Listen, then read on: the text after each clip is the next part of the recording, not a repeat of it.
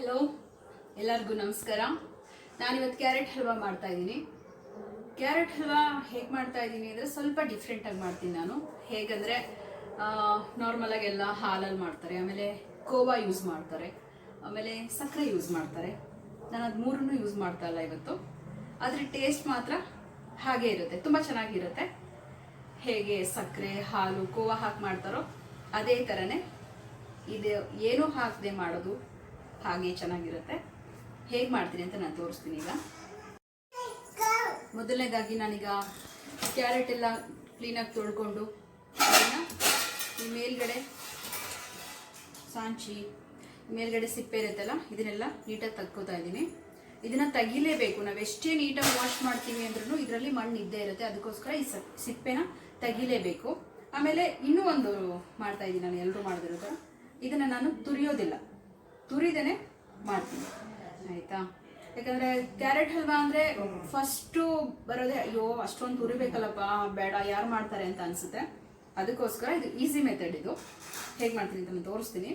First ಈ carrot ಎಲ್ಲ ನೀಟಾಗಿ ಕ್ಲೀನ್ ಮಾಡ್ಕೊತಾ ಇದ್ದೀನಿ. ಕ್ಲೀನ್ ಮಾಡಿಕೊಂಡು ಇದನ್ನೆಲ್ಲ ತೆಗೆದ್ಬಿಟ್ಟು ಕಟ್ ಮಾಡಿ ಇಟ್ಕೋತೀನಿ ನಾನು. ಕಟ್ ಮಾಡಿಬಿಟ್ಟು ಕ್ಯಾರೆಟ್ ಹಲ್ವಾ ಮಾಡೋದು ತುರಿದೇನೆ. ಹಾಗೆ ಬೆಲ್ಲ ಕೂಡ ನಾನು ಸಕ್ಕರೆ ಹಾಕಲ್ಲ, ಬೆಲ್ಲ ಹಾಕ್ತೀನಿ. ಬೆಲ್ಲನ ನೀಟಾಗಿ ಕುಟ್ಟಿಟ್ಕೊಂಡಿಲ್ಲ ನಾನು, ಇದನ್ನು ಚೆನ್ನಾಗಿ ಹೆಚ್ಚಿಟ್ಕೊತಾ ಇದ್ದೀನಿ. ಹೆಚ್ಚಿಟ್ಕೊಳ್ಳೋದ್ರಿಂದ ಸಣ್ಣದಾಗಿ ಪುಡಿ ಪುಡಿಯಾಗಿ ಬರುತ್ತೆ, ಸಕ್ಕರೆ ಥರ ಬರುತ್ತೆ. ನಾವು ಕುಟ್ಟಿಟ್ಕೊಂಡ್ರೆ ಏನಾಗುತ್ತೆ ಅಂತಂದರೆ ಕಲ್ ಥರ ಇರುತ್ತೆ, ದಪ್ಪ ದಪ್ಪ ಇರುತ್ತೆ, ಅಳತೆನೂ ಸರಿಯಾಗಲ್ಲ. ಅದಕ್ಕೋಸ್ಕರ ನಾನು ನೀಟಾಗಿ ಒಂದು ತುರಿಬಹುದು ಏನೋ ಬೆಲ್ಲನ, ಅಥವಾ ಚೆನ್ನಾಗಿ ಚಾಕುಲಿ ಕಟ್ ಮಾಡ್ಬೋದು. ನಾನು ಚಾಕುಲಿ ಕಟ್ ಮಾಡ್ತೀನಿ. ಇದು ಚಾಕು ಇಲ್ಲ, ನಮ್ಮದು ಚುಂಚ್ಕ, ಅಜ್ಜಿ ಕಾಲದಿದು. ನಮ್ಮ ಅಜ್ಜಿ ಬಳಸ್ತಾ ಇದ್ದಂಥ ಚುಂಚ್ಕ, ನಮ್ಮ ಅಜ್ಜಿ ಬಳಸಿದಂಥ ಚುಂಚ್ಕ ಇದು. ಇದರಲ್ಲಿ ನಾನು ಈ ಬೆಲ್ಲನ ನೀಟಾಗಿ ಕಟ್ ಮಾಡ್ಕೊತೀನಿ. ಯಾಕಂದರೆ ತುಂಬ ಶಾರ್ಪ್ ಇದೆ ಇದು, ಚಿಕ್ಕವರ ಶಾರ್ಪ್ ಅಂದರೆ.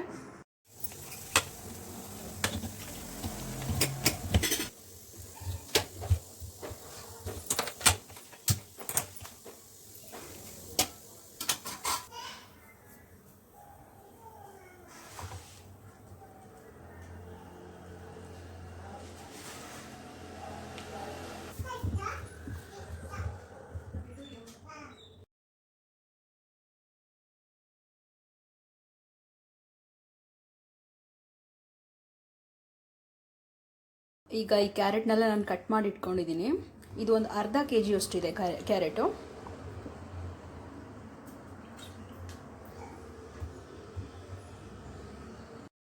ಈಗ ಏನು ಮಾಡ್ತಾ ಇದ್ದೀನಿ ಅಂದರೆ ನಾನು ಸ್ವಲ್ಪ ತುಪ್ಪ ಹಾಕ್ತಾ ಇದ್ದೀನಿ.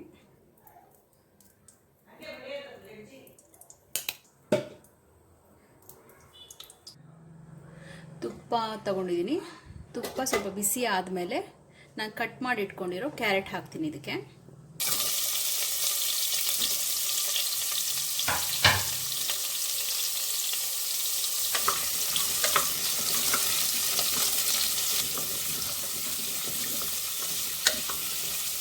ಇದನ್ನು ಸ್ವಲ್ಪ ಹೊತ್ತು ಈ ರೀತಿ ಫ್ರೈ ಮಾಡಬೇಕು ತುಪ್ಪದಲ್ಲಿ.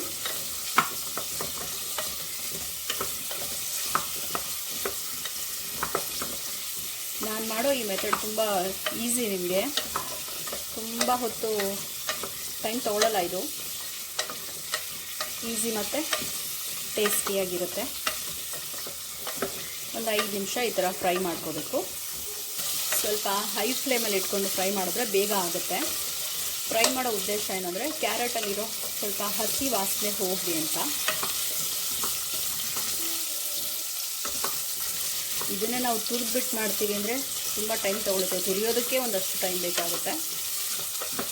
ತುಂಬ ಫಾಸ್ಟಾಗಿ ಆಗುತ್ತೆ ಈ ಥರ ಮಾಡಿ.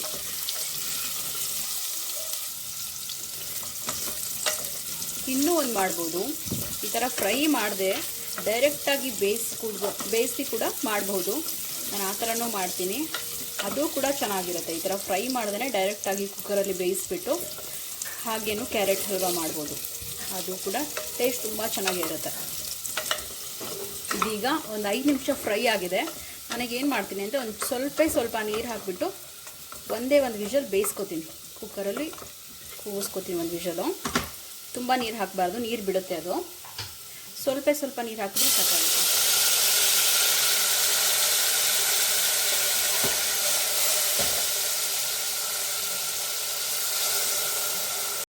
ಎರಡು ವಿಷಲ್ ಬರಲಿ ಇವಾಗ. ಇದು ಕ್ಯಾರೆಟ್ನ ಬೇಯೋದಕ್ಕೆ ಇಟ್ಟಿದ್ದೀನಿ. ಅಷ್ಟರಲ್ಲಿ ನಾನೀಗ ಡ್ರೈ ಫ್ರೂಟ್ಸ್ನ ಕಟ್ ಮಾಡ್ಕೊತಾ ಇದ್ದೀನಿ.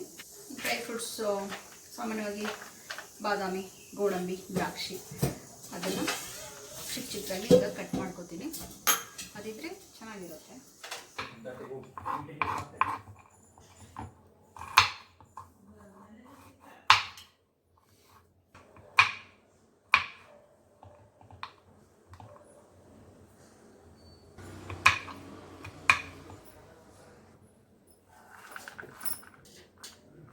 ಒಂದಿಷ್ಟು ಗೋಡಂಬಿ, ಒಂದಿಷ್ಟು ಬಾದಾಮಿ, ಒಂದಿಷ್ಟು ದ್ರಾಕ್ಷಿ ತೊಗೊಂಡಿದ್ದೀನಿ. ಚೆನ್ನಾಗಿ ಬೆಂದಿದೆ.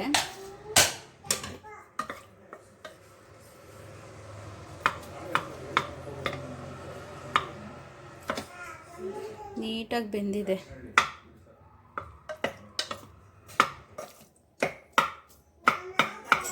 ನಾನು ನೀರು ಹಾಕಿರಲಿಲ್ಲ ಜಾಸ್ತಿ, ಆದರೆ ಎಷ್ಟು ಚೆನ್ನಾಗಿ ಬೆಂದ್ಕೊಂಡಿದೆ. ಅದು ಯಾಕಂದರೆ ನೀರು ಬಿಡುತ್ತಲ್ಲ ಕ್ಯಾರೆಟು, ಅದರಲ್ಲೇ ನೀಟಾಗಿ ಬೆಂದಿದೆ.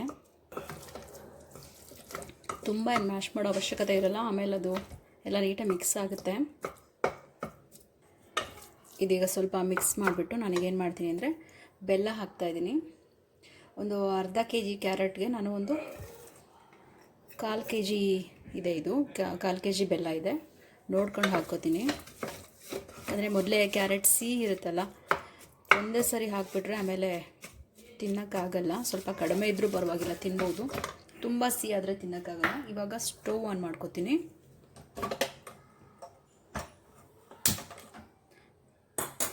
ಸಣ್ಣ ಉರಿಲಿ ಇದನ್ನು ರೋಸ್ಟ್ ಮಾಡ್ತೀನಿ. ಈಗ ಬೆಲ್ಲ ಕೂಡ ನೀರು ಬಿಡುತ್ತೆ. ಈಗ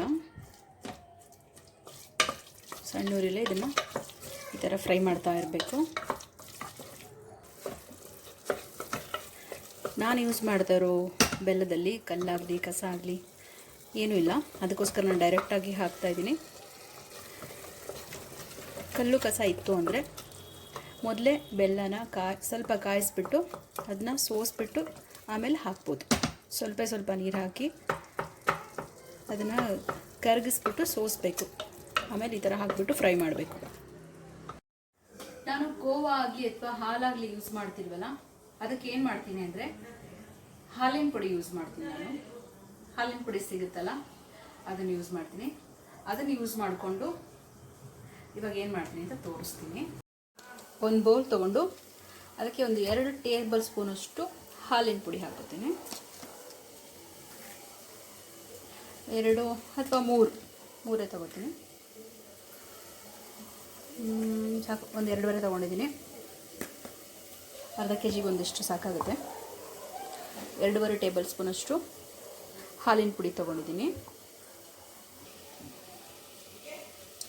ಹಾಗೆ ಒಂದು 2 ಟೀ ಸ್ಪೂನಷ್ಟು ತುಪ್ಪ ತೊಗೊಂಡಿದ್ದೀನಿ. ತುಪ್ಪ ಹಾಕೋತಾ ಇದ್ದೀನಿ. ಇದನ್ನು ಸ್ವಲ್ಪ ಮಿಕ್ಸ್ ಮಾಡ್ಕೋಬೇಕು.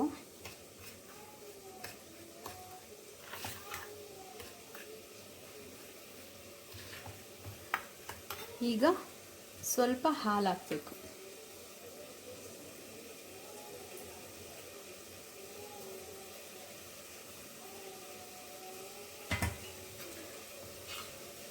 ಪೂರ್ತಿ ಕ್ಯಾರೆಟ್ ಹಲ್ವಕ್ಕೆ ಯೂಸ್ ಮಾಡೋದು ಇಷ್ಟೇ ಹಾಲು. ಇದನ್ನ ಇವಾಗ ಚೆನ್ನಾಗಿ ಮಿಕ್ಸ್ ಮಾಡಬೇಕು.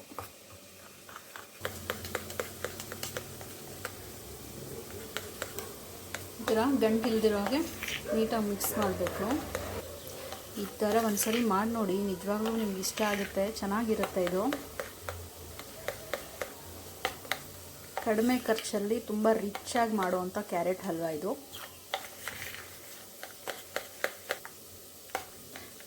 ತುಪ್ಪ ನೋಡ್ಕೊಂಡು ಹಾಕ್ಕೊಳ್ಳಿ, ನಿಮ್ಗೆ ಎಷ್ಟು ಬೇಕೋ ನೀವು ಮಾಡೋ ಥರ ಇದ್ದರೆ. ತುಪ್ಪ ಸ್ವಲ್ಪ ಬೇಕಾದ್ರೆ ಸ್ವಲ್ಪ ಹಾಕೋಬೋದು, ಜಾಸ್ತಿ ಬೇಕಾದ್ರೆ ಇನ್ನೂ ಜಾಸ್ತಿ ಹಾಕೋಬೋದು. ಫ್ರೈ ಮಾಡೋಕ್ಕಾಗಲಿ ಅಥವಾ ಇಲ್ಲಿ ಮಿಕ್ಸ್ ಮಾಡೋದಕ್ಕಾಗಲಿ ಇದಕ್ಕೆ ಇಷ್ಟು ಸಾಕು. ಇವಾಗ ಇದನ್ನು ಏನು ಮಾಡಬೇಕು ಅಂತ ತೋರಿಸ್ತೀನಿ. ಈಗ ಈಗ ಈ ಕ್ಯಾರೆಟ್ ಮತ್ತು ಬೆಲ್ಲನ ಸ್ವಲ್ಪ ಹೊತ್ತು ಫ್ರೈ ಮಾಡ್ಕೊಂಡಿದ್ದೀನಿ. ನೋಡಿ, ನಾವು ಕಟ್ ಮಾಡಿರೋದು ಇದು ಅಂತಲೇ ಗೊತ್ತಾಗಲ್ಲ, ತುರಿದಿರೋ ಕ್ಯಾರೆಟ್ ಥರನೇ ಆಗಿದೆ.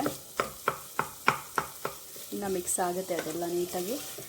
ಇದೊಂದು 5 ನಿಮಿಷ ಈ ಥರ ಫ್ರೈ ಮಾಡಿಕೊಂಡು ಈಗ ಮಿಕ್ಸ್ ಮಾಡಿ ಇಟ್ಕೊಂಡಿರೋಂಥ ಹಾಲಿನ ಪುಡಿ ಮಿಕ್ಸ್ ಇದೆಯಲ್ಲ ಅದನ್ನು ಹಾಕ್ಕೋಬೇಕು.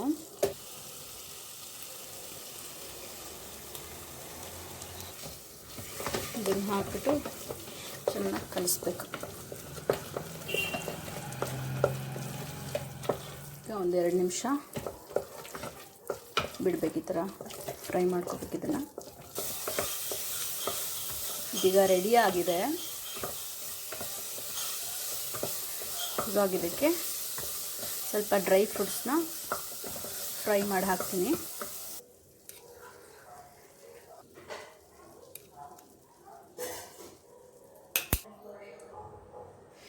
ತುಪ್ಪ ಬಿಸಿ ಆಗಿದೆ. ಈಗ ಮೊದಲನೇದಾಗಿ ಸ್ವಲ್ಪ ಬಾದಾಮಿ ಫ್ರೈ ಮಾಡ್ತೀನಿ.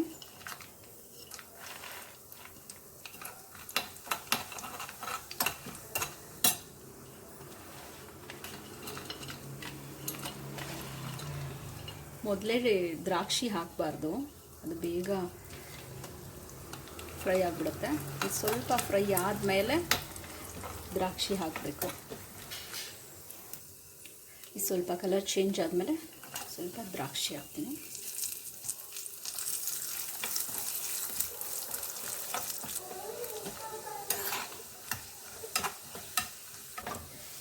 ಈಗ ಇದಕ್ಕೆ ಬಿಸಿದನ್ನೇ ಹಾಕಬೇಕು.